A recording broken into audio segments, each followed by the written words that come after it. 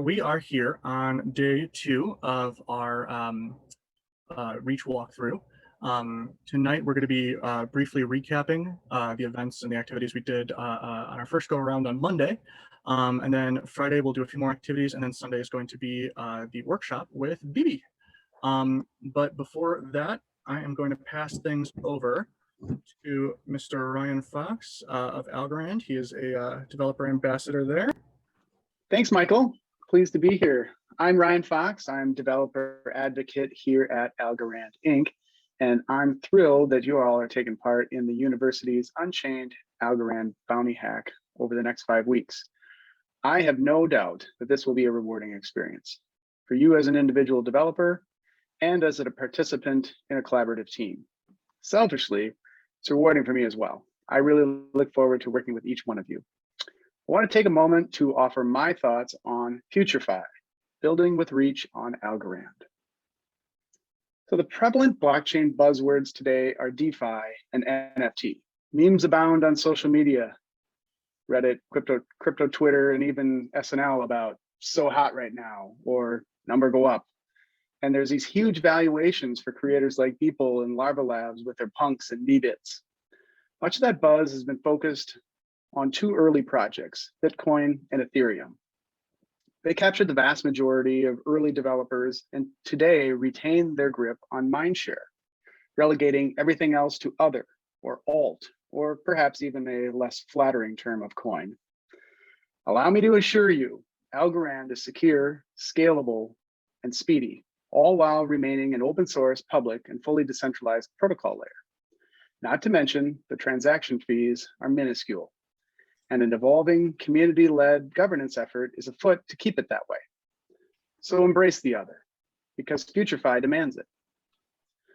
Both Algorand and Reach are founded by a combination of academic scholars and business professionals. They have invested in teams to deliver a robust and expanding smart contracting protocol and the development tools to bring your dApps ideas to fruition safely. Together, Algorand, Reach, along with you, the dApp developer, combine as the complete solution to build FutureFi. Because you're here participating in this event, I assume you have high ambitions for yourself, your teammates, and hopefully as us as development platform and protocol. May I also assume your presence here indicates a willingness to take risks. Thank you. I want to remind you that it's acceptable to fail. Now, that may sound odd at a time when many of you are currently studying hard for finals and want to make good marks. In blockchain development, we want you to fail fast, then iterate away those bugs. We've got the tools for that. FutureFi demands it. You're not alone in risk-taking. You've got me to help you along. You've got my colleagues on the Algorand developer relations team, and you've got the entirety of the Reach team as well. We are all here to see you succeed. Now, don't get me wrong, Reach is designed to mitigate the impacts of your risk-taking. By design, when you compile your Reach program, it's going to do all sorts of theorem proofs and validations before it returns that compiled backend teal program and the front-end interface to test your dApp further. That's the beauty of Reach. You get to focus on your high-level idea, and you don't have to expend the energy on the low-level consensus layer stuff. Further, you get to express your ideas in a rather syntactically simple manner, describing who will participate in your dApp, the steps they will perform, and the interactions with other participants. Reach takes care of all the rest for you. When you're ready to deploy, just tag the Algorand network and you're done. The dApp development process using Reach and deploying to Algorand is a paradigm shift in the blockchain space. And it's exactly what FutureFi demands. You are all early. You're early in the days of developing FutureFi. You are all going to define what it is, what it does. I know this will be built with Reach. I know it will be deployed to Algorand, and I know you are exactly the developers to get started building it. Again, we're here to see you through. As you get started this week with your tutorial learnings, likely the best place to get assistance will be on the Reach Discord server in the Universities Unchained channel. Keep up to date with this channel. Post your questions, @mention me as needed, Read the responses from the Reach team firsthand and that of your fellow teammates as well, and also the teams that you're working with. This is a collaborative space to get answers, toss around ideas, and periodically post an on-topic meme. Algorand also maintains a Discord server with channels for more specific protocol topics, such as building tokens, smart contract, transactions, as well as wallet integrations, and much more. Great developer documentation is something both Reach and Algorand take pride in. I know you are already familiar with docs.reach.sh and invite you to also create an account on developers.algorand.org.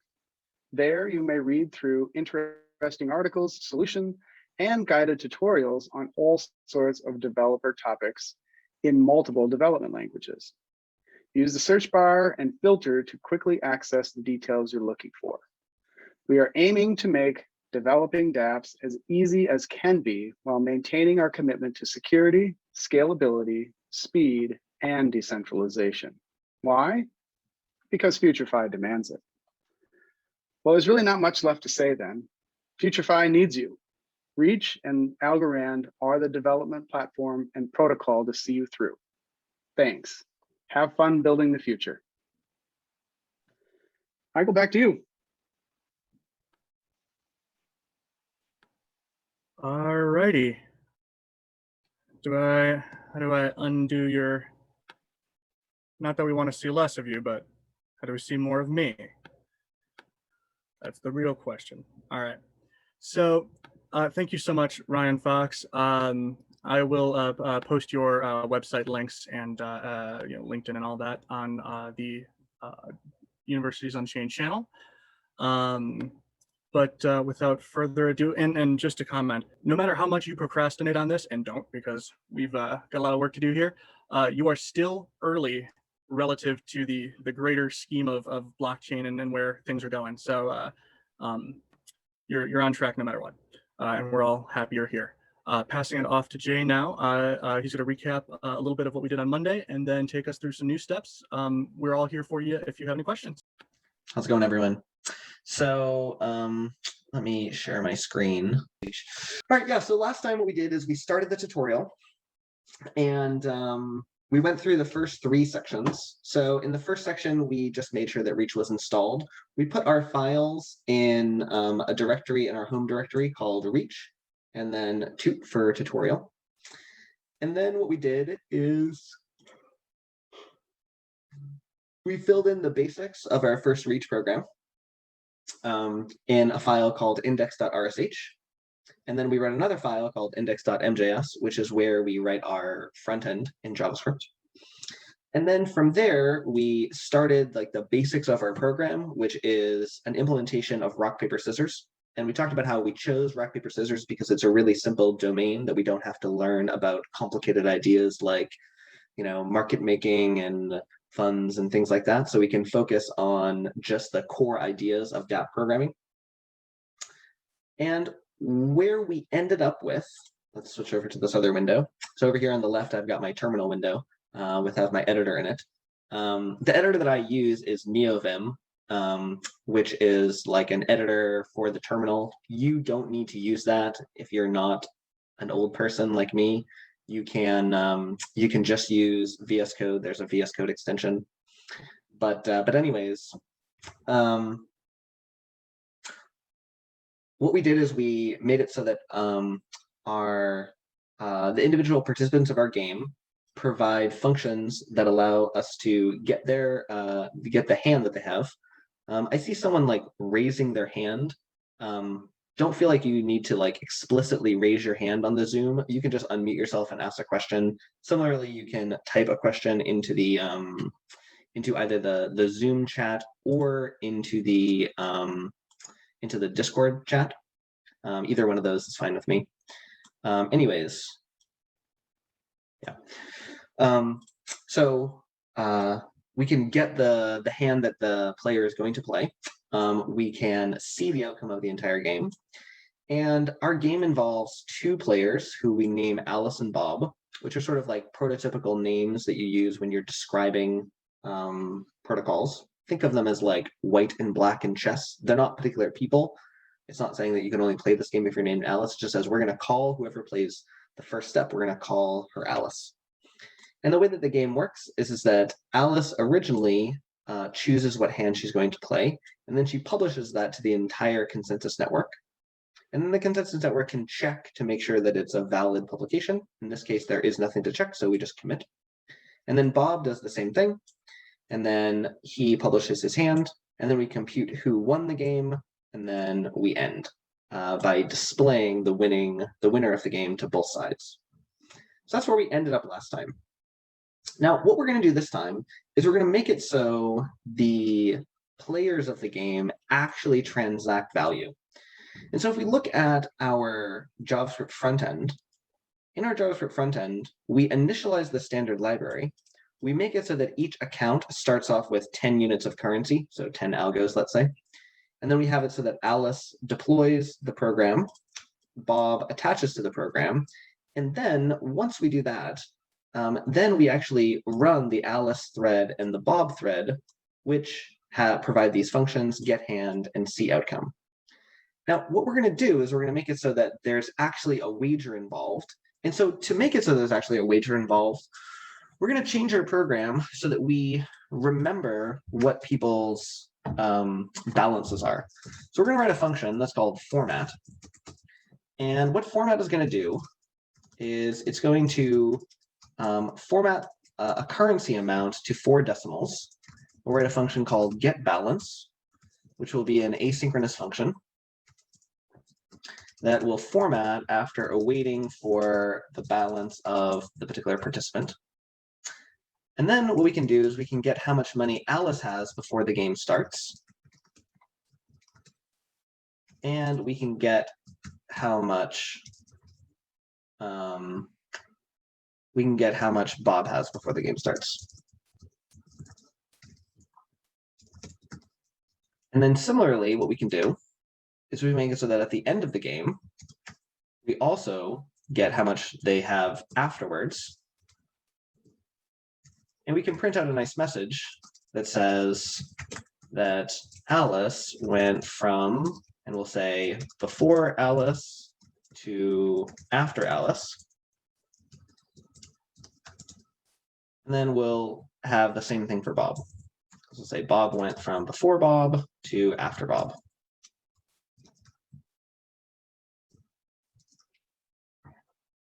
Yeah. Now, right now, if we were to stop and run our program,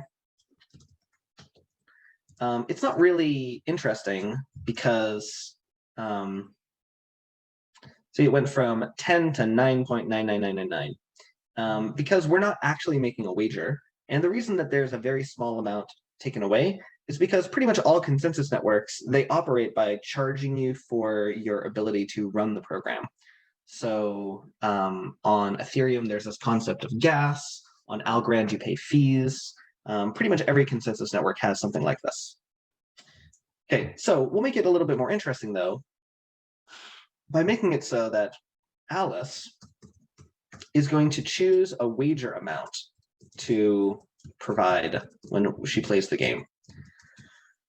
So what she'll do is she'll say that there's a wager, and we'll just make it so that she wagers half her balance, which is 10. And then similarly, we'll make it so that Bob knows about the wagers.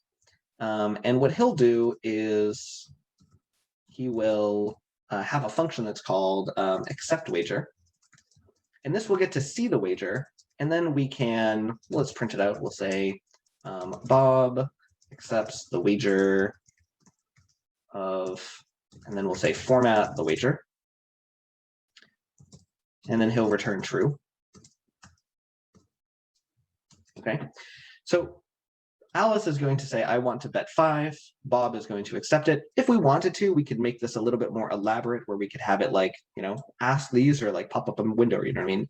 If you were to really be writing a GUI, then you would do something like that. But we're just writing a test program, so we want to see what's happening. Okay, so When we've done this, though, simply adding those things to the interaction objects that get sent to Reach doesn't matter because Reach doesn't know about them. It doesn't know that they should be involved. So we'll go back up here and we'll say that Alice, in addition to being a player,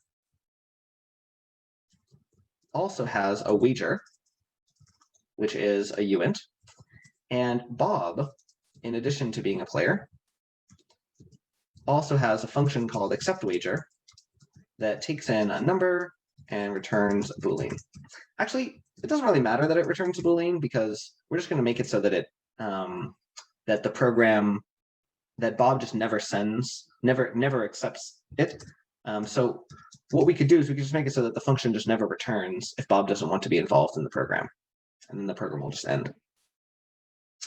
Okay, so we did that. Now what we need to do is we need to make it so that these are actually used. So in addition to displaying and declassifying her hand, she's also going to grab her wager and declassify it and publish that.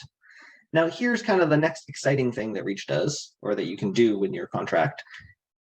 When you publish a value, you can also include in that a payment to the consensus network. And so we'll say that we'll also pay the wager amount. Now this means, it doesn't mean that we're paying the money to Bob. It doesn't mean that we're promising to pay the money in the future. It means that right now, this instant, we are transferring the money to the DApp. And now the DApp is going to be in charge of managing that money. The DApp now owns it. On the other end, we're going to make it so that before Bob picks his hand, he's going to get to see the wager. And if he doesn't like the wager, then he won't return from this function, so he won't continue. Now notice that Bob can look at wager. And the reason he can look at wager is because it was just published. When you publish something, you truly share it with the entire universe. And so since you're sharing with everybody, that means that all the other participants in the program just immediately know it. And so he then can publish his wager, he can publish his hand, and he can pay into the contract with his wager. Okay, so now we're actually publishing the wagers, and we can go run our program now. Unfortunately, when we ran our program, there was an error. It says that on line 66, which is right here, this exit, it says on line 66, there was supposed to be a balance of 0, but actually the balance was Alice's wager plus Alice's wager. So it says theorem formalization was assert that 0 equals Alice's wager plus Alice's wager. And Alice's wager could have been 1, and 1 plus 1 isn't 0. Now, one of the things that Reach does every single time you compile your program is it guarantees that no assets are forgotten about and locked inside of the contract forever. Because remember, what Alice does right here when she says pay wager, she transfers her money to the contract, and now the contract is in control. When Bob pays right here, he transfers it to the contract, and now the contract is in control. And when the program exits, that means the contract is completely done. There is no way to get any of the funds because there's no more steps of the program. So because there are no more steps of the program, that means that these two wagers are lost. And it is a major no-no to write a DApp that locks away money forever. And of course, the reason that we did this, that there's this problem, is just because we forgot to continue writing the program. We need to say, okay, well, let's transfer some part of the money to A, and we'll transfer some part of the money to B. And then how much do we transfer to each one? We'll say that if the outcome is that A wins, we define these variables up here. Actually, we didn't. Yeah, let's define some helper variables. So recall that we have these things where outcome is Bob wins, draw, and Alice wins. So what we can do is we can just define this, we can just remember these things. Okay, so if the outcome is 0, then that means that Bob wins. So A should get 0 and Bob should get 2. And if the outcome is 1, then that means that it was a draw, so they each get 1 share. And if anything else happens, then let me just write here. it's 2, then that means that Alice won, and so she should get 2 shares.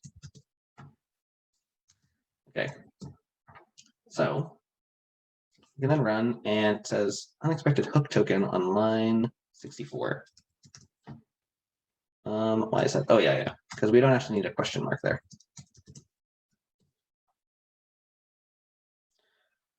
Okay, so it just compiled, now it ran, and we see that it worked. Alice played rock, Bob accepted the wager of 5, Bob played scissors. Now that means that Alice wins, so Alice went from 10 to 15-ish, and Bob went from 10 to 5-ish. So we've now done the next step of the tutorial. We've made it so that we actually make bets, and we transact money. If we wanted to, this is something that I mentioned in the tutorial, we could extend this, 4 right here out a lot more. So if we just like stick a 40 there, we're going to see the gas prices more precisely. So we're going to see that this is exactly how much money was spent. So, the amount that you're trading is pretty small. So remember, I'm testing on Ethereum. So each one of these is 1 ETH. So that means that this is like, so 100, or what is it, like $200, $20, $2, 0.2 of a cent. Sorry, 20 cents, 2 cents, 1/10 of a cent. So I mean, these are really small prices. Of course, that is assuming that the gas is the gas that it is in my program, like in my DevNet. But in the real world, this is more expensive. All right, anyways, let's switch this back to 4 and go from there. Okay, now, it turns out actually that this program that we wrote has a major problem. And let's just demonstrate the problem this way. So see right here where Bob sees the wager? Well, because he sees the wager, that actually means that he sees hand A also. So why should Bob choose his hand randomly?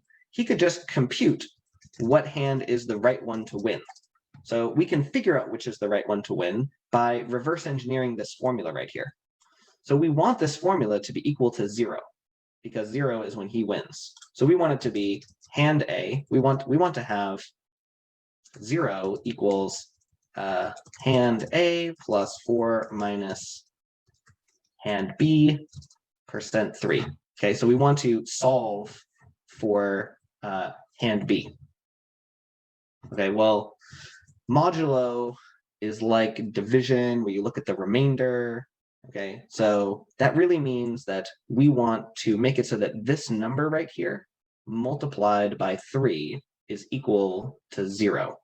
Like we want to say that if we take this number and it has to be some multiple of 3. So we'd say like 3 times this divided by 3 had better be 0. Like it's not supposed to have any extra stuff in it. Okay, so how can we figure out what that is? Well, if we can take this modulo right here and push it through. So this 4 is really like a 1, and this %3 is like that. Okay. Okay. So then what we want to do is, like, for rock, we want to choose paper. For paper, we want to choose scissors. For scissors, we want to choose rock. So really all that means is that we want to take hand A plus 1 and then modulo 3 it. And that is going to mean that we are always going to win. So if we just set it to be this, then now every single time I run the program, it is going to be that Bob wins. See, Alice played paper and Bob wins. If we run it again, it's going to say Alice played rock and Bob wins. And then we'll go down here. Alice plays paper and Bob wins. So Bob now, because he can see Alice's hand, he is just always going to win. It turns out that we can actually use Reach's verification engine to check to make sure that this is actually always going to happen. So what I'm going to do is I'm going to stick in a little assertion right here that's going to say, I'm going to assert that 2a is equal to 0, and I'm going to assert that 2b is equal to 2. And Reach is going to be able to check and verify that I can't verify that because the stuff that's in between and only, when we check your program, we can't assume that we can't assume that Bob really ran this part of this program. All we know is that Bob published something. So if we wanted to prove this, we would have to have an additional require that says that hand B is equal to hand A plus 1% 3. By the way, I'm doing more than is in the tutorial, just you can get like the live experience. So anyway, so it just ran. So it just verified that yes, in fact, it's always the case that 2a is 0 and 2b is 2, and when Bob runs this strategy. So we can actually verify that Bob has a winning strategy that makes him always win. And we would like to make it so that that doesn't happen, because if you tried to run this program, then it would be very bad. Okay, so every single time you have an error in your program, and when I say error, I don't literally mean something like, oh, you tried to add 1 to a string or something like that. When I say error, I guess I really mean the word mistake. When you have a mistake in your program, one of your goals should be to try to transform the program to a form that Reach will throw an error if you wrote your program like that. And in this case, Reach supports this. So we can write a knowable, and we can say that B does not know Alice's hand A. So we say that B does not know Alice's hand A. And what we're saying here is that B is about to choose his hand, and it must be the case that he can't figure out what Alice's hand is, or if he could, then he would be able to have this winning strategy that always works. So now when we run this program with this error, we get something that says, we're verifying the knowledge assertions, and it says, Bob knows hand A25 because it is published. And then this is a knowable theorem that's on 52.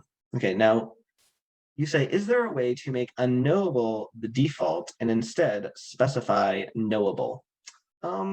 No, there is no feature for this. Let's ask the more interesting, deeper question, which is, should there be a feature for this? So should what we do is to make it so that every single time you define a variable, that variable, we add a little constraint that says it must be unknowable. And then you would have to explicitly opt in. See, the thing is that you kind of already do have to explicitly opt in because you have to explicitly declassify variables right here. So there is already the assumption in Reach that all values that you create are assumed that you want them to be secret, and you have to explicitly opt in to sharing them with everybody before you're allowed to publish them. So I would say, Greg, that we actually already have this. That is the default. The default is things that are secret. And what unknowable does is it's kind of on the other side. So when you create a value, we assume that you want it to be secret, flat out. Second, if you want to also say something about what other people don't know, then you can say something about that. And you can make explicit that a value is unknown. Now, the reason that this is important is, let's just kind of fiddle around a little bit. Let's suppose that hand A isn't declassified. And we're going to have to change it to have an underscore because Reach enforces this convention that you got to put underscore in front of things that are secret. And then we'll define hand A like. And we'll define hand A down here. And then we'll go down here and we'll say that hand A like is the declassification, is just like, yeah, it's the declassification of hand A plus 1. Now, what's going to happen with this program right here? Well, if we run this program, there's going to be an error which says that you can't, on line 62, right here, you can't refer to hand A because it hasn't been defined. So let's just kind of, again, we're just fiddling just to kind of show you how things work. Let's add another publish where we make it so that afterwards, Alice publishes her hand separately. Okay, so now the program is valid. Oh, but we actually have to expose it. A only const hand A equals to classify hand A. Okay, so now the program compiles, but actually we still have the error. And it says, Bob could learn of hand A via hand A like, because hand A like was published at line 48 right here. And it contains information about variable 24, which was defined at line 46, which is this line. Anytime you don't give something a name, like this temporary expression right here, Reach gives it a number. So that's expression number 26. And that contains information about hand A, which was defined on line 45 right there. So Reach actually sees through attempts that you have to like mess with values to hide what they are. And it can say, well, actually, you know, Bob, even though he doesn't know hand A, he could figure out what hand A is because he could look at your program and see that, aha, hand A like is just hand A plus 1. And you might think that you have clever ways of avoiding that. You could do something like, okay, well, it's not going to be hand A. We're going to say if hand A is greater than 1, then what we'll do is we'll return true. Yeah, it will return 7. Otherwise, we'll return 8. Can it figure that out? That is connected? And of course, it does, because it'll say, aha, I can see that you published 7, so that must mean that hand A is greater than 1. And since hand A is greater than 1, that means it must be 2, and 2 is the only value that's, you know, something else that is one of the valid hands. So therefore, I actually know what you published. And so the knowledge checker is pretty thorough about figuring out what you might be able to discover about your program. The only thing that you can not see through is a function that's called digest. And what digest does is it takes a cryptographic hash of your number. And of course, I have to declassify it.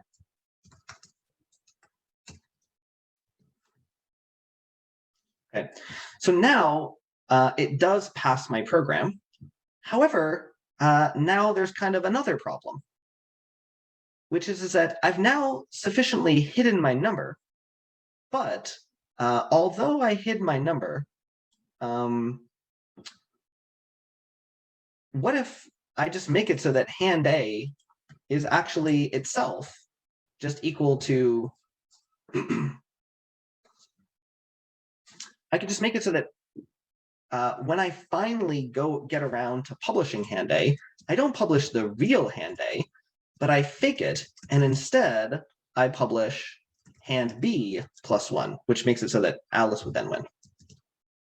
So this is going to make it so that now Alice is the one who always wins. So see, it says Alice wins. We can run it again, and we can say, see that it says Alice wins. See, the problem is that I didn't actually enforce that the hand A that gets published is the same one from up here that I published as hand A like. And so I could actually enforce that. And this is why we have requirements, which are constraints on what is allowed to be published. We could say that hand A like had better be equal to the digest of hand A. Now when I run the program, it's going to refuse to compile because it says, you told me that there had better be this theorem that the digest of hand A like has to be equal to the digest of hand A, but hand A is hand B plus 1, and those aren't necessarily the same thing. So now what this means is that this program is invalid because Alice is lying. But if I change it to be the valid version, then it's okay. Now it works.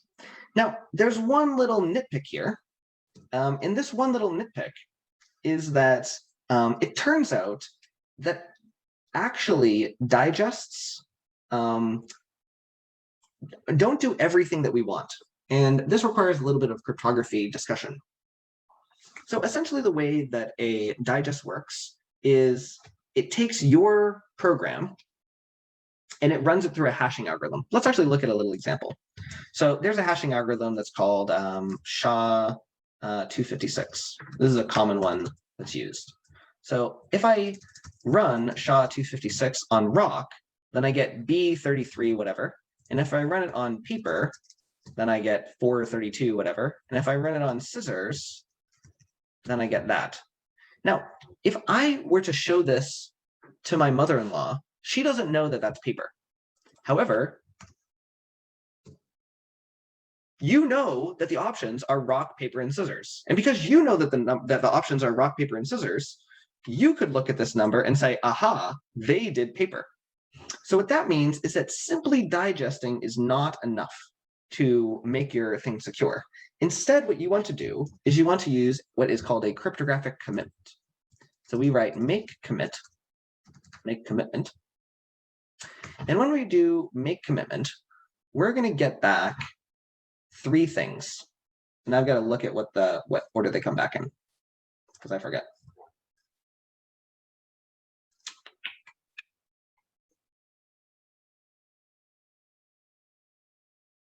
All right.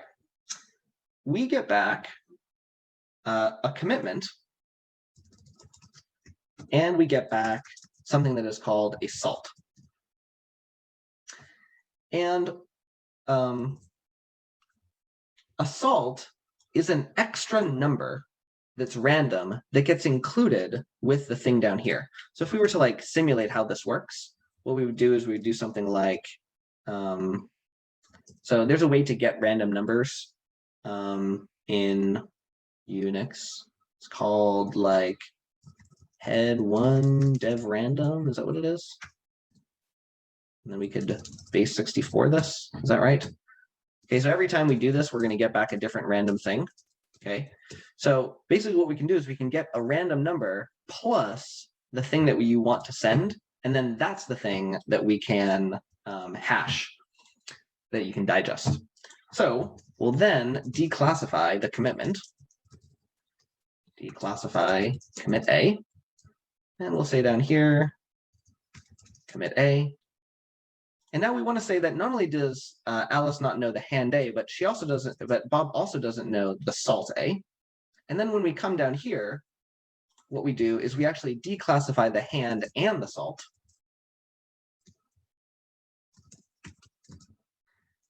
And then we publish both of those. And then now at this point, what we do is we check to make sure that the commitment, and then there's a function for this called check commitment, where we check that the commit A is the same thing as the salt A and the hand A. I think that's right. Go back to run. Run. Okay, and we get an error which says that invalid function application expected 2 arguments, got 1 on line 56.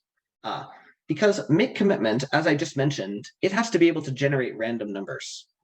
And Reach takes no responsibility for generating random numbers. It relies on you, the user, to provide random numbers. And you, the user, are represented by the interact function. So what we'll do is we'll make it so that players also conclude what's called has random. Has random means that this interaction interface can generate random numbers. The reason why we don't generate them is because you might have some way that you believe is more secure for how to get random numbers. And we don't want to make a decision for all Reach programs how they should generate random numbers, because people have different opinions about how it should be done. Yeah. Okay. So now when we run it, there's another error, of course, which is that these types are mismatched null versus bool 68, which is right here. Oh yeah, we don't have to require, we just write check commitment. The require is inside of it. All right, now we're almost done, which is that I put the arguments in the wrong order. You're supposed to put the salt first, I guess.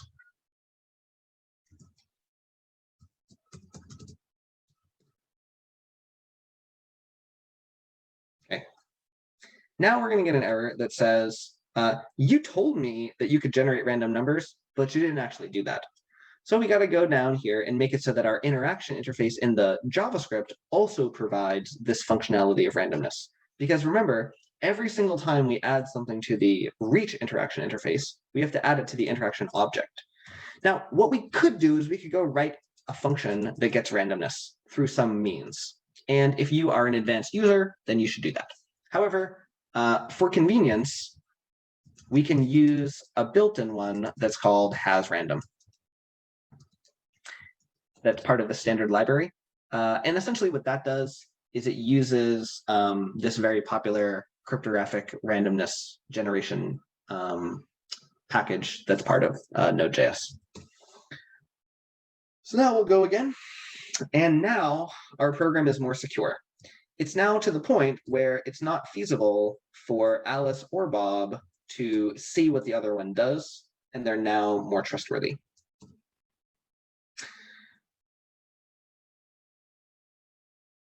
See you later, Michael. Okay. Now, in the tutorial, there's just kind of one more thing that that we did, which is that this array right here, where we name things, is very convenient. So we can actually add that to our program too. And there's kind of a convenient way to do that, because we can use this helper function that's called makeEnum, which creates a labeled set of numbers.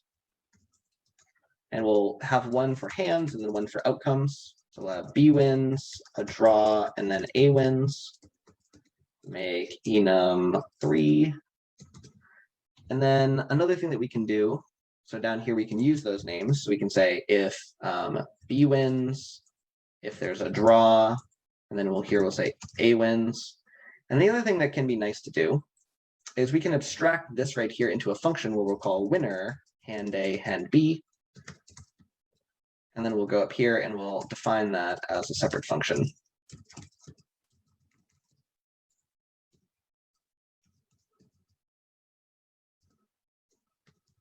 Now, something that's nice about this is that now that we've defined it as a separate function, we can write test cases just like you would do when you're normally programming. So if you were normally programming, you could write a test case that said something like, if rock plays paper, then that means that B wins. And if paper plays rock, then that means that A wins.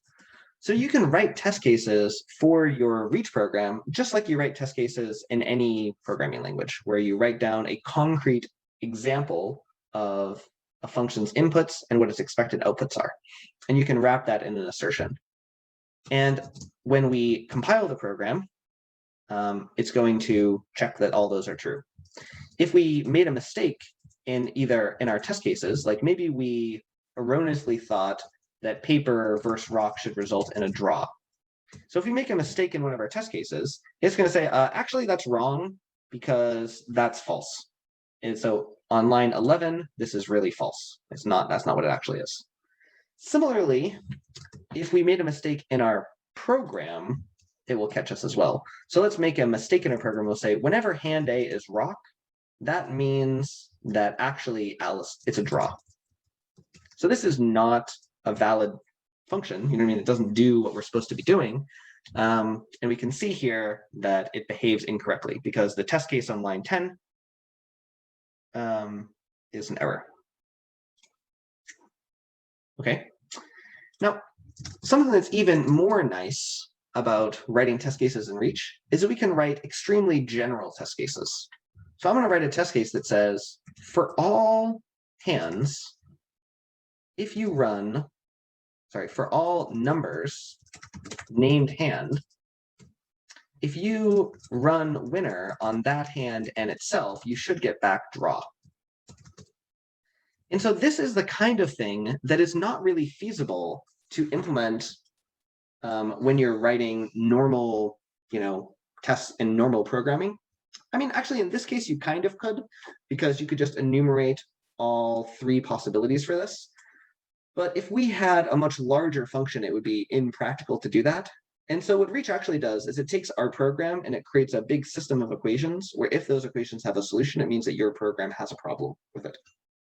And you have access to that through a basic programming interface of writing test case assertions.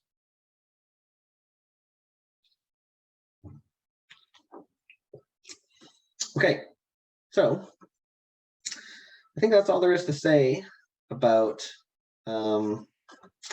this tutorial section. Let's skip my first break and we'll go to, okay, we did bets and wagers, now we'll do timeouts. Okay, continuing with the theme of what could go wrong, here's something that we could do. What happens if Bob decides that he doesn't want to accept the wager, where he never returns from this function? How could we make that happen? Well, we can make this happen by doing something like this. We could say, how do we do this? We would say async, and then we could do something like timer, I think is what it's called. MDNJS timer. Console.time, no, that's not what it is. Set timeout. Node.js sleep. Atomics await. Okay, I know a way that we could do it in a silly way. We could make a promise. We could say that there's a promise P, which is a new promise that has this resolve function, but it just never resolves. And then what we'll do is we'll await P. And so now this program right here is never going to finish. So Bob is never going to actually accept the wager. So if we run this, it's just going to sit here. It's going to say Alice played rock, and now Bob has went off to nowhere land. He's not doing anything. Now, the problem with this is that in the real world, things like this can happen, right? Because in the real world, Bob might not accept the wager. And of course, there's not a specific Bob. It just means that someone comes in and no one picks up your game. So it's like you're standing there at the corner waiting for a bus to pick you up, and then no one ever comes. Okay, so something like that can happen. And that means that this money that Alice has transferred into the contract is just gone. She doesn't have access to it anymore, because the only way that she could get it is if Bob continues the program right here. So this is called non-participation. Non-participation is when one side just refuses to continue the game. Now, in the real world, this can, of course, happen, right? Like, you can try to make a deal with somebody and they just stop answering your phone calls. You're going to be ghosted when you're in the middle of a bet or something like that. Now, the thing is that for situations like what dApps are for in the real world, typically we use a trusted middleman. And that trusted middleman has rules for when you can get out of a deal when there's no other side to it. So since our program, our dApp, is an automated version of the exact same scenario that would happen in the real world, we, of course, want to implement that. We want to make it so that the same kinds of things that happen in the real world happen in our program. And so what that means is that we want to make it so that Alice can get her money back if Bob doesn't continue. And the way that we do this is with a timeout. So we'll have a timeout. And how timeouts work is we write down a number, and I'm just going to call it delay. And then we write down an alternative thing that can happen. And the alternative thing that can happen will be right here. And the alternative thing that can happen is that Alice could come in, and then we could transfer all of the money to Alice. And then we could exit the program.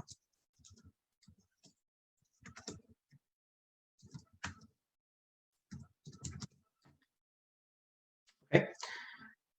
Now we may want Alice to see that this happened. So we'll write alice.only, and we'll say interact.inform timeout.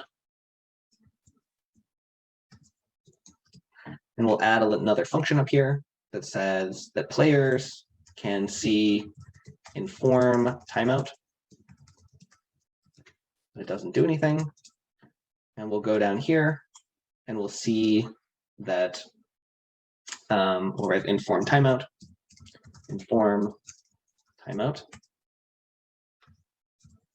It'll say console.log who sees a timeout and gets the money.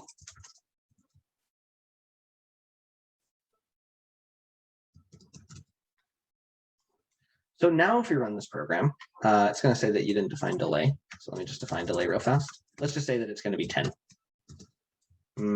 Let's say it's going to be 5. We run the program, and now there's an error on line 59, which is that I forgot to remove the semicolon.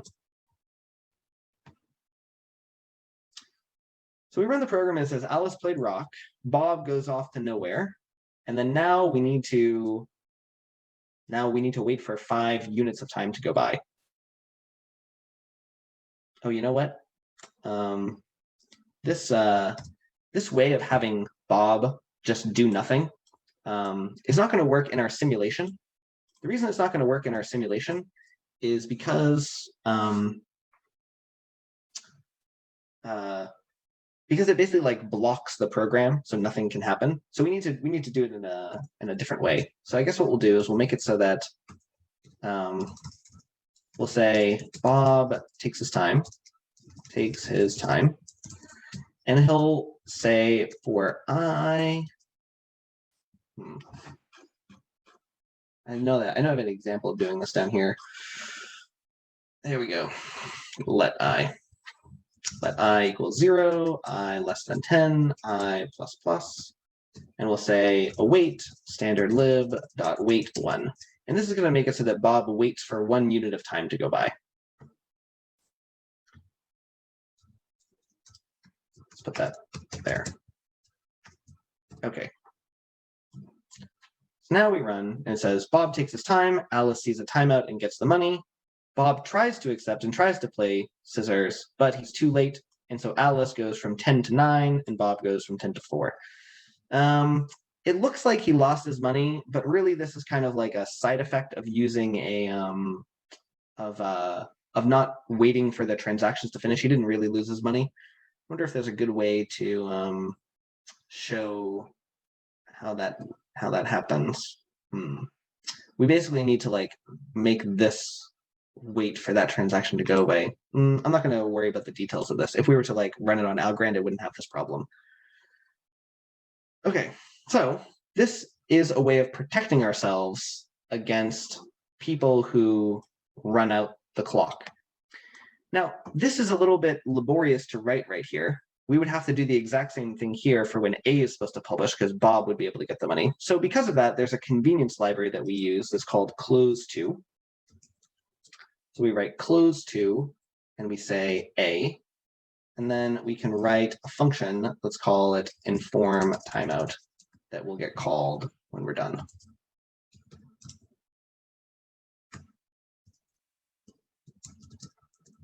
And what do we got here? Invalid participant timeout should be an arrow, got something else. Okay, so we're supposed to write arrow that. Okay. And now it says inform timeout isn't bound, so let's bind it. So write a little helper function that's called inform timeout. And what it is going to do is it is going to do each A and B are going to run interact dot inform timeout.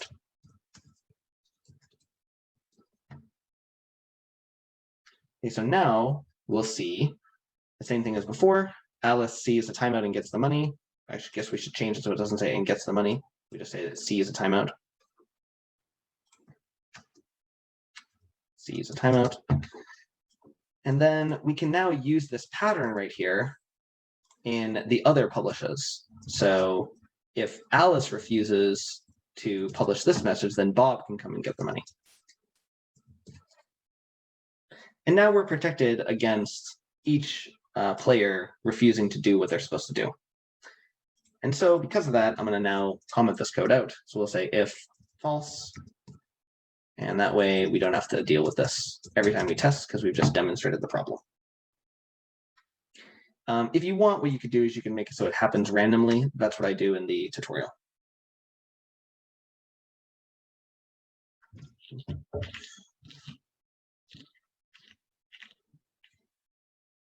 Okay, so this is a good example. These last two chapters about non-participation and about commitments are good examples of the ways in which decentralized applications are different than normal applications.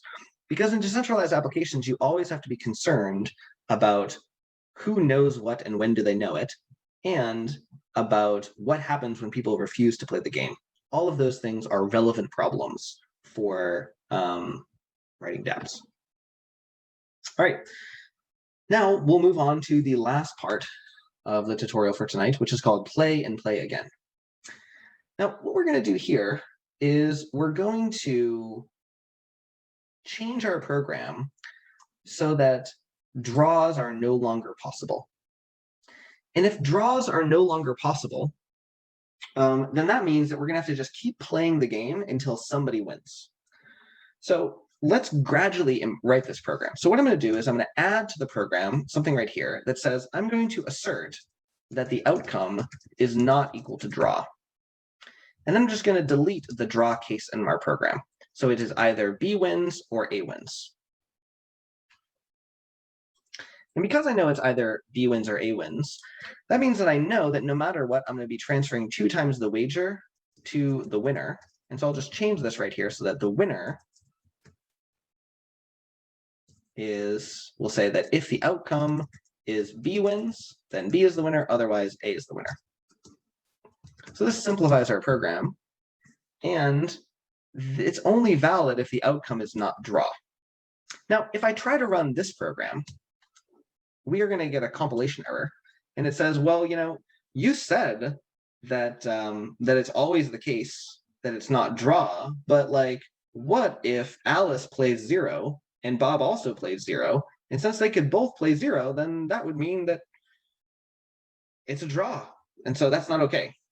So the compiler has realized that we don't actually enforce that it's never a draw. So what are we going to do now? So what we're going to do is we're going to actually change our program so that there is a while loop in it where we keep playing until there isn't a draw. So the way that we'll do this is we'll say that while the outcome is equal to draw, then we're going to run the game. And then when the while loop is over, that means that the loop condition is false. And if the loop condition is false, that means that the outcome isn't draw. And so we're going to loop with an outcome which is initially draw. And now I'm going to type something that is a little bit exciting, which I'm going to write invariant. So in Reach, you have to write what are called loop invariants, which are ways of encoding the information that you know is true before a loop starts, when the loop is over, and when the loop is over. And so you can always write true, because true is like empty, like it doesn't have any useful information in it, because it's true is always true, and so it's never going to be wrong. Unfortunately, true is not going to be enough for this program, because we are going to need to know something. Okay, now what do we want to do? Well, basically what we want to do is we want to take the same thing that we were doing before, except that we're going to put all this information inside of the while loop. Now, there's a little bit of decoupling that we need to do, actually, because right now we're proposing the wager and choosing the first hand. But we actually want to separate those two things because we want to agree up front to the rules of to the wager, and then after we agree up front, then we want to actually start submitting the hands. So what I'm going to do is I'm going to split what Alice does into 2 functions, into 2 parts. One where she computes her wager, and another where she computes her commitment. A publish commit A.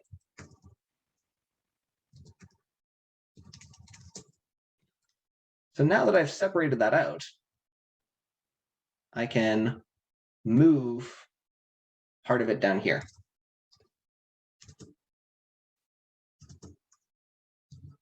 Okay, so now I've made it so that Alice makes her wager, and then she separately makes her hand.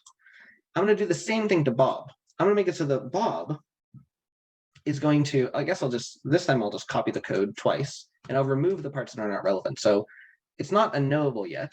We don't compute the hand. We don't publish the hand. We just pay the wager.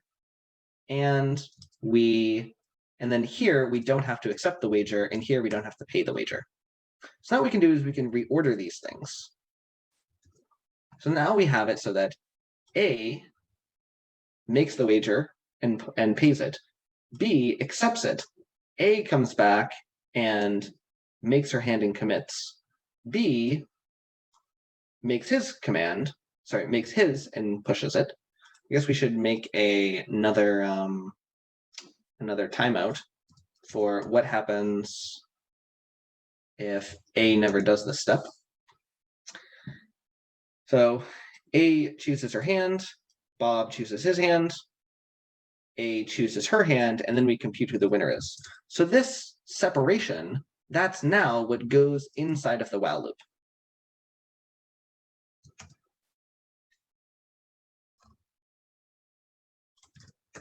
And at the end, we no longer define the variable outcome. Instead, we set the variable outcome and then continue the loop. And so what we did is we just gradually changed the program into one that has the behavior that we want. We start off by publishing the wager and paying it. We then accept the wager and pay it.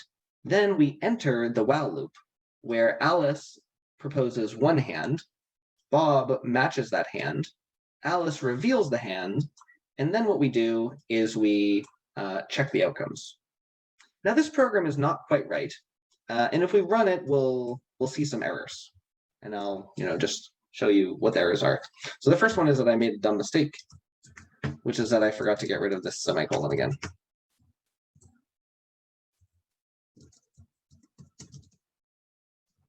And now let's get to an interesting error. Okay, so now the next error says that while cannot be used in the context step, must be in consensus step. You must publish, pay, or fork first. So a while loop in Reach is only allowed to happen inside of the consensus checking part, which is what happens before a commit. So the solution here is to just remove this commit. Once Bob pays his wager, we immediately start the while loop. So by removing that removing that commitment, that preserves us, I'll say removed, so that we can start the while loop. Okay, now we get a new error, which says that invalid operation to consensus cannot be used in context consensus step. This is on line 66. This is line 66. So this publish right here is attempting to happen while we're actually already in the consensus step because we didn't commit anymore. So now we need to make it so that at the start of the while loop, we commit. And I'll say down here, this is the commit we moved before. And then similarly, yeah, well, that's good. So now we run the program, and now there's an error. And this is a theorem prover error. And this theorem prover error says that the balance must be sufficient for transfer. And it says that, look, on this line right here, on line 92, you are transferring 2 times the wager. And the wager could be 1. And that means that you're trying to transfer 2, but the balance could be 0. And the reason the balance could be 0 is because it comes out of a loop, namely the loop on line 60. So this loop right here, when we get out of the loop, it could be the case that the balance is 0. Now, you and I know that the balance can't be 0 because we paid in this wager and then we paid in that wager. We know that the balance is actually a very particular value, but Reach cannot figure that out. And the reason Reach can't figure that out is because inside here, there might be a transfer, and it can't reason about what transfer that is. And so what we need to do is we need to tell it by adding that to the invariant. So we're going to add an invariant that says the balance had better be equal to 2 times the wager. So by saying that the balance is equal to 2 times the wager, now the program runs. And we'll see that whenever there's a draw, and there's not a lot of draws. Can we, that was a draw. They both played paper. Let's try a little trick to make it so that it's more likely that there's going to be a draw. I'm going to say that we're going to do math random. And if math random is less than 0.5, then we're going to choose rock. Otherwise, we're going to choose a random number. So this is going to make it so that half of the time we choose rock. It's going to make it so that it's more likely that we choose rock. Let's make it even more. Let's make it so that 75% of the time we choose rock. Okay, so we kept choosing rock over and over and over again, and we just kept on playing the game. And eventually, someone broke out of it because we haven't biased it too insanely. So if we watch this, just the majority of the time, there will be rocks that are played, and only occasionally someone will play something else. So we can see that there's lots of draws now, and we keep running until the game is over. All right, that's good testing. We can remove that back to here. Okay, so tonight we covered a lot of exciting stuff. We have made it so that we actually deal with trading value. We are doing cryptographic commitments to make sure it's secure. We've introduced the concept of the knowledge checker that Reach has. We have seen how Reach allows us to write general test cases that explore all the possible behavior of our program, and about how we can make strong claims about the behavior, such as that the outcome doesn't end in a draw. We've talked about how you can use timeouts to protect yourself from non-participation, which is a unique kind of error that happens in dApps that doesn't really make sense in other kinds of programs. And we've made it so that, you know, we've seen while loops and loop invariants to capture the information in our program. Altogether, we've ended up writing a 100-line Reach file, and this 100-line Reach file, you know, is decent. And one thing that's kind of interesting is that as we kept adding features like timeouts and the while loops, we actually didn't have to change our front end at all, because our front end only has to define the get hand, see outcome, and inform timeout functions. It doesn't need to know about the details about how the dApp really works, and that's actually a good thing, because it means that you don't need to change your user interface when the program runs. When the protocol changes. Now, you know, maybe we would like to do something like, maybe we would like to say something like, you know, what round is it? Well, it turns out that actually we can keep track of that inside of here, because we know that every time we saw, every time we see what other people play, we know that a round has passed. Maybe what we could do is we could add in an extra seeing of the outcome right here. We could make it so that we see that we'll show the outcome after each loop. Like here, we could do that right here. I'll make it so that we'll call this next outcome. This is going to say const next outcome, and then outcome equals next outcome.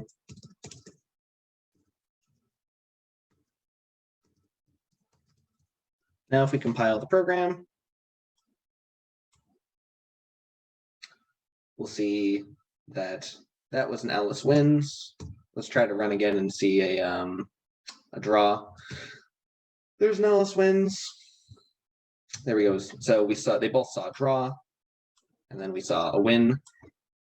You know, if we wanted, you could add more information to this, but actually it turns out that if you know what the outcome is and you know what you played, you can figure out what the other person did, because if it was a draw, you know that they played what you did.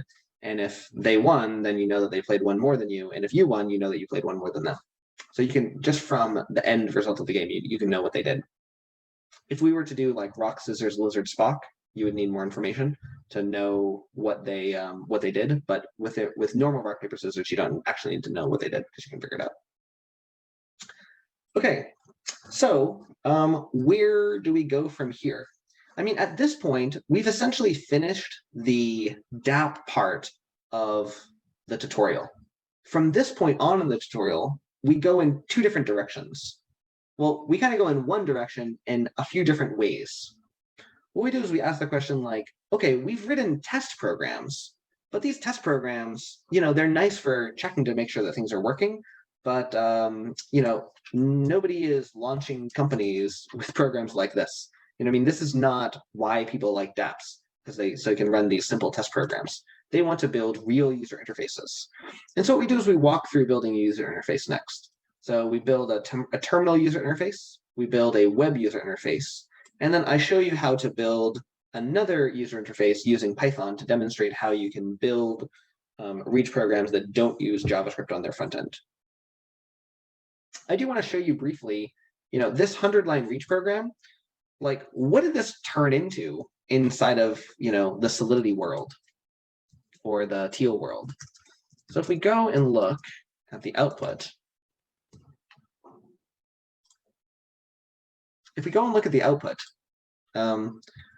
we get a 4,000-line monstrosity.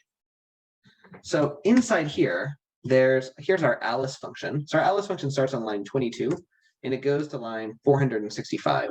So this is the slice of the program that corresponds to what Alice does. And Bob is a similar size. He goes from 466 to 862. And then if we were to look at the Algorand code, we can see here the teal program. I don't know, there's lots of cool details here. It turns out that our program has 1, 2, 3, 4, 5, 6, 7, 8, 9. It has 9 different steps. What are these 9 steps? Well, there's what happens when we do this publish, that's step 1. What happens when we do this one? That's 2. What happens when we do this one? That's 3. What happens when we do this one? That's 4. What happens when we do this one? That's 5. Where are the other 4? Well, it turns out that these timeouts are also 4 more. So this one is 6. This one is 7. This one is 8. This one is 9. That's why we get 9 different steps, because each one of those timeouts is actually a different method that could be run on our program. We can see all of those things. And we can, if we wanted to, we could study the details of all these. And similarly, if we compiled to show the intermediate results, it's called with intermediate or output intermediate. I forget what it's called. It's called intermediate files. If we compiled with intermediate files, oh, you know what? I always forget to tell it to build a particular thing.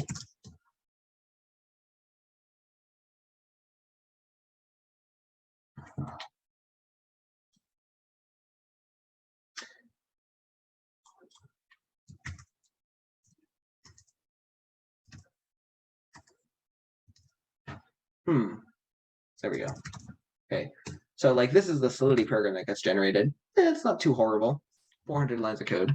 And we can see here that there's each one of those 9 steps that I mentioned before.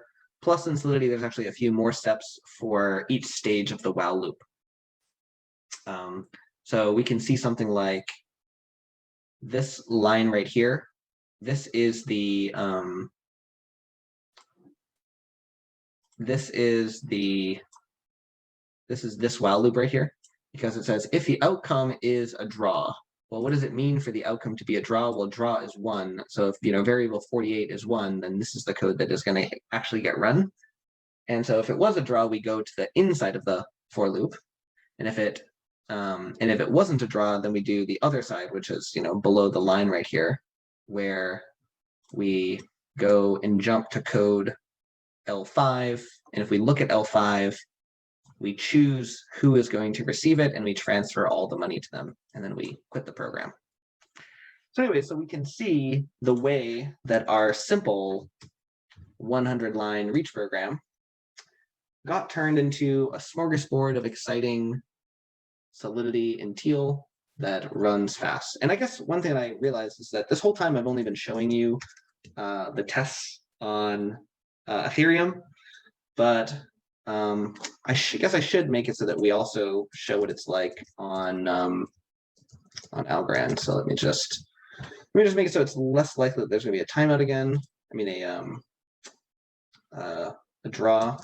Okay, so there, and then we'll say reach connector mode is algo, and we're on reach run.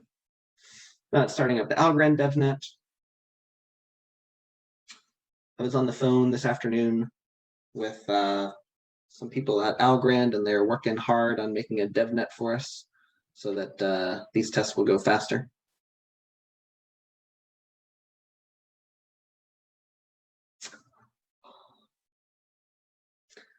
After we watch this, we're going to be done. So I didn't really see any questions tonight other than Greg's question in the middle.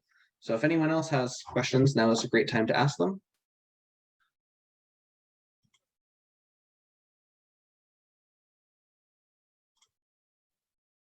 So, Jay, I have a question. Sure. So you're showing us rock, paper, scissors here. And rock, paper, scissors is pretty simple. Is it a lot harder to build a more complex type of DeFi application? Let's say like an NFT? I actually think that rock, paper, scissors is actually one of the more harder programs to write because it has all sorts of kind of weird control flow where, you know, we have like the commitment, we have the timeouts, we have the knowledge checking, we have the while loop. I actually deliberately chose rock, paper, scissors because I knew it would have all of these complicated stuff. But I think in practice, like the kinds of DeFi programs that people are excited about, they actually tend to be simpler than rock, paper, scissors, although maybe a little bit more complicated to explain what they're for. So for example, so there we go, I just did it. So like a program that I like is an atomic swap program. So here is a reach program that does an atomic swap between two tokens. So this would be like if me, Jay, wants to trade 1 USD for 1 Bitcoin. By the way, I'm willing to do this if anybody wants to take me up on that deal. And so what I would do is the first participant, Alice, they say that they would like to propose a swap between the token USDC, and the amount is 1, and then the other token is a wrapped Bitcoin, and then that should be 1. And then we say how long they're willing to do this for. And then they publish this information, and they pay into the contract their 1 USDC. And then what Bob does is he comes along and he looks at this. He says, accept swap, or he sees the terms, and he can say, all right, I'm ready to go. And he pays in his 1 Bitcoin. And then if he pays in his 1 Bitcoin, we transfer the Bitcoin to me, and we transfer the USDC to him. And if he doesn't come along in time, then I just come and I get my money back. So this right here is a simple atomic swap program. It's also, you might think of it as like a sell order where Alice is publishing a sell order where she's escrowing her money. And, you know, this program is 30 lines. It has no real control flow at all. It just kind of is it just sits there. Another program, like you mentioned, the NFT program. But wait, Jay, sure, yeah. This has more potential than just that. Like, isn't this really just like an exchange? Yeah. So, I mean, the thing is that when we say exchange, we typically are talking about like a network of a whole bunch of different contracts that are all working together, and like client code that's observing them. So for instance, like you could take this program and launch 50 of them for all the different sell orders that you want. And then someone else, what we can do is we can write a program that goes off and finds them all and presents, here are all the cells that you might like to be engaged in. And similarly, what we could do is we could look for arbitrage opportunities automatically. We could like see people where, you want this and you want this, and I can actually provide both of those and take the difference between them, and we can search for that. So basically each one of these would be like a row in a DEX. Gotcha. That's neat. Yeah. And then, as mentioned, you said like an NFT. So I have like a little example NFT program. I call it NFT dumb because it's kind of dumb. Not because NFTs are dumb. Yeah, exactly. NFTs are cool. Okay, so with this, the reason that this is dumb is because, it just manages who owns something. So in this program, a creator creates an NFT that has like a given ID. Think of ID as like the metadata, you know what I mean? It's some encoding of what it is. And then there's a class of owners. This is something that we haven't talked about in the tutorial, where there can be in Reach programs a concept of a participant class. So this would be like, if you were to talk about an auction, then there's one auctioneer, but there are many bidders. So when you're describing a situation like that, that's what that participant class is for. And so they can propose a new owner of the asset, and they can see who the current owner is. And then also an NFT is an example of a program where while the Reach program is running, you often want to be able to observe from outside what's happening in it. And so that's what this sort of view is for in Reach. Okay, so anyways, so how it works is the creator publishes the identifier, and then they are the initial owner. And we make it so that the view displays who the owner is by saying, if we go look at the view, its owner field is the variable owner in the program. And then it's just a while loop that just runs forever. And every owner gets to see who the current owner is. If they are the current owner, then they can propose a new owner who they publish. They say, here's the new owner. And then what we do is we just assign that, okay, that's the new owner. And this comment just says, you could do an auction if you wanted. And then we end the program, so it's 53 lines. So this right here is an NFT. And like if you wanted to actually implement that auction thing, you can open up another example program. So this is the exact same program. It's just that now there's also an auction where the owner, what they can do is they can say, I would like to propose an auction. So they're going to publish a starting bid of the auction. So they're going to say, I'm willing to sell this for $10. And then, you guys got 2 days to bid up that, and whoever has the highest amount. And again, this it's going to introduce another complicated thing that we haven't talked about, which is called a parallel reduce, which is basically where you let all the members of a particular class do something and then come back. And then you collect all their answers. So in here, what we're doing is we're letting everybody propose a bid, and whoever is the current highest bid, they are the current winner, and the current price is what they bid. And then when we actually finish the bidding race, when we're out of time, then we transfer the current price to the owner, and then we set the owner to be the new winner.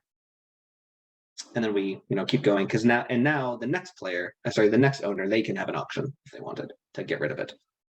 And, it's a pretty small thing to modify this, I could copy this line right here, and then I can say, send, 90% to the owner and send 10% to the creator, and then boom, now I've just implemented royalties. Royalties is like one line of code where you just have to keep track of who the original creator was. Awesome. So anyways, so as you guys get deeper in your Reach programming, you'll see more of all of this exciting stuff. But right now we're just focusing on the tutorial. And I guess we'll see you again next time, which I think is on Friday. Awesome. Thank you, Jay. Okay. Yeah, later, awesome everyone. stuff, Jay. Thanks so much. Great presentation. Excited for the next day this week. Cool. Okay, later, everyone.